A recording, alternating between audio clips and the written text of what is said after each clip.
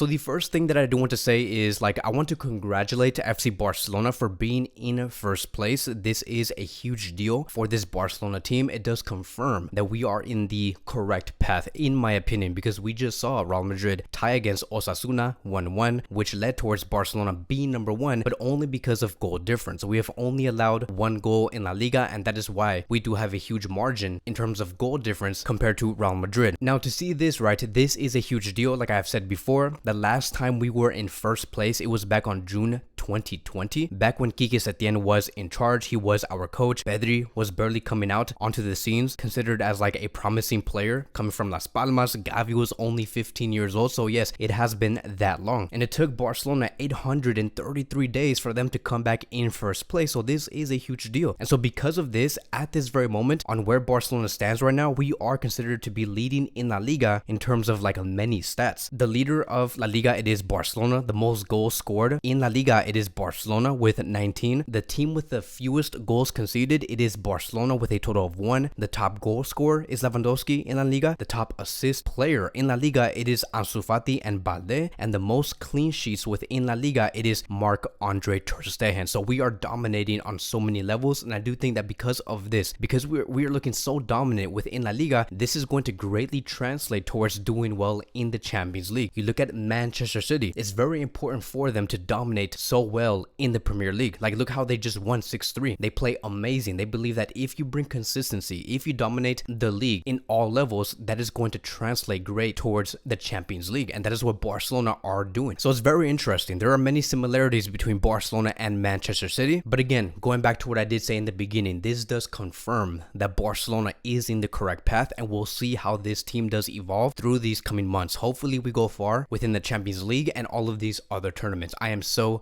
excited. But now let's talk about our main topic for today, which is going to be revolving around the 3 things that Barcelona should be doing to win against Inter Milan. We must understand that Barcelona must beat Inter Milan twice in order for us to basically guarantee us to the next round. Like we may not be in first place, but going into second place would be enough for this Barcelona team to go into the next round. So it's very important to know and understand what Inter Milan is going to be bringing and what their weaknesses are going to be. And you better bet like 40% of what Inter Milan are going to be bringing, like when it comes to their confidence, mostly is going to have something to do with their fans. Their fans are going to be crazy. They're going to be supporting Inter Milan like 150%. And so it is going to be a very wild match, and Barcelona have to be on their toes throughout these 180 minutes. And we especially must field the correct starting 11 and also have these players understand their roles. If we can do exactly that, we will be okay. It will be difficult, but in the end, we will come out with the 3 points and guarantee us into a second place spot. So first, I do want to shout out our sponsor for today, and that is going to be the OneFootball app. If you want to find out any team stats, any player stats, if you want to read certain articles about a specific game, or just follow any specific transfer rumor, you can so going through the OneFootball app. The OneFootball app does carry so much information, so many stats, and just a lot of things on your favorite players and your favorite team. The only thing you do have to do is download the OneFootball app by scanning the QR code that you do see here on the screen, and there's also going to be a link provided down below that's clickable. It'll take you straight to the App Store. You can download the OneFootball app whether you have a Android or an iPhone. You download the OneFootball app, set exactly who and what you do want to follow, and then you'll be set and done from there. It is for free.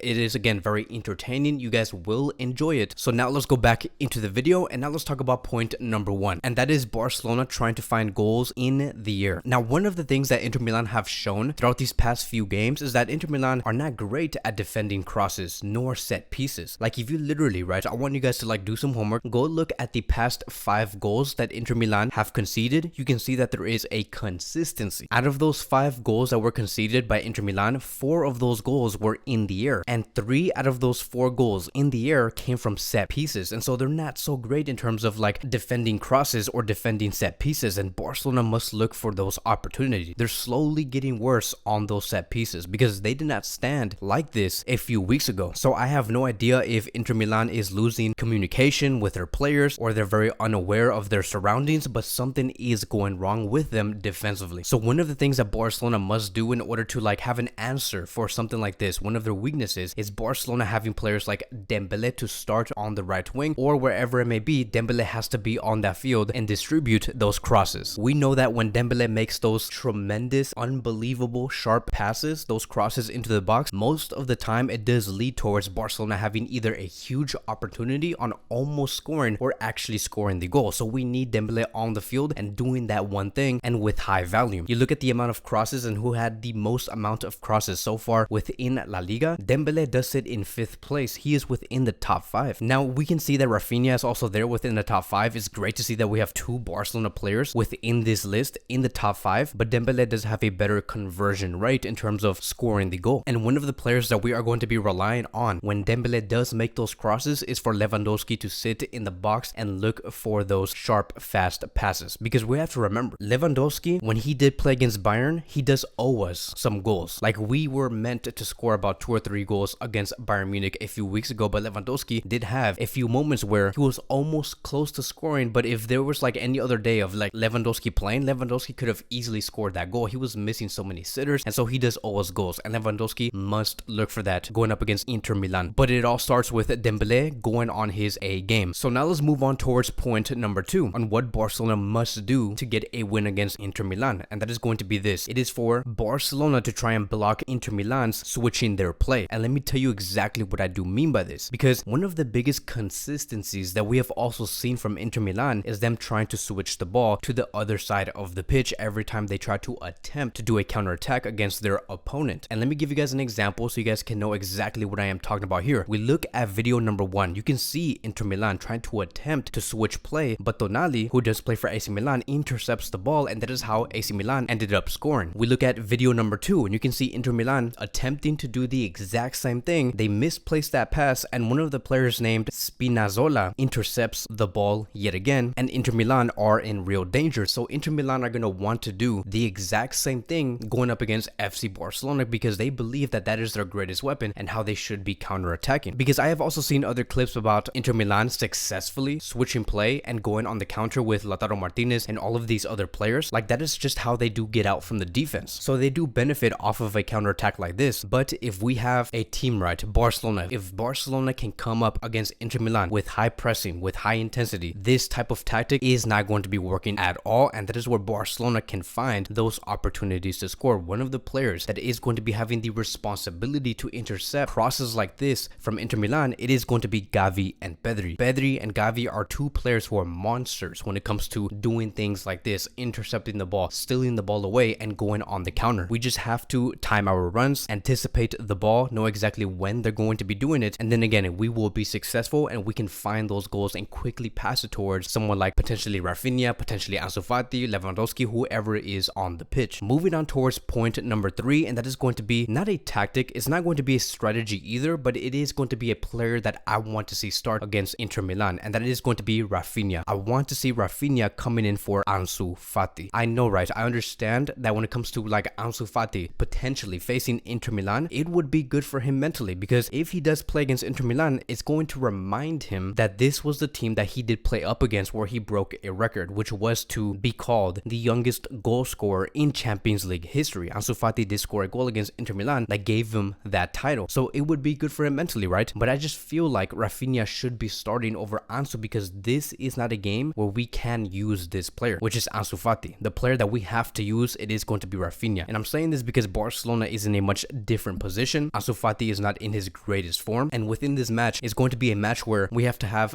daring players, like taking shots from outside the box. Rafinha is a monster on that. We see that with Barcelona. We saw him try to attempt that against Bayern. We saw him successfully score a goal like that with those long shots with Brazil. And also, we need as much creativity on the pitch. Rafinha is one of our most creative players in Barcelona, someone who can filter through the middle. If we look at La Liga stats, right, and we look at the shot creating actions per 90, Rafinha is number 1. If we look at the passes into the penalty area and who has done the most when it comes to passes like that, it is again Rafinha coming in at number 1 with a total of 17. So we must have players like that, and that is going to be the 3 things that I believe Barcelona need to focus on if they want to come out successful and win the 3 points. So that is going to be wrapping up today's Barcelona pre-match preview. Thank you guys so much for watching. If you guys are new here, welcome to the channel. Please like, subscribe, comment, and I will see you guys in the next video.